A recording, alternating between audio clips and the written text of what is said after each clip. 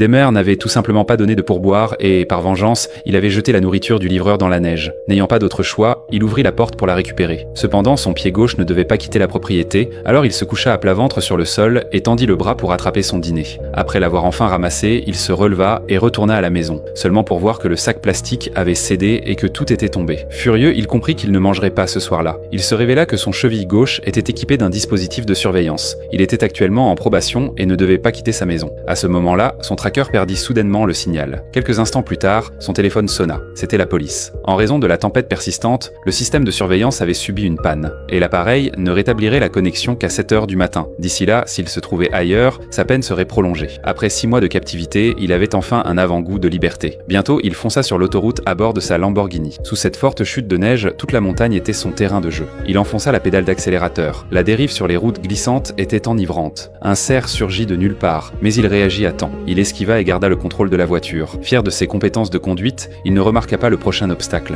Avec des freins hurlants, il s'arrêta et regarda dans le rétroviseur. Une femme gisait immobile dans la neige. Pire encore, la femme ne montrait aucun signe de vie. Puis il remarqua des phares qui approchaient par derrière. La panique monta en lui. Personne ne devait voir cela. Sans réfléchir davantage, il ouvrit précipitamment le coffre et y jeta la femme.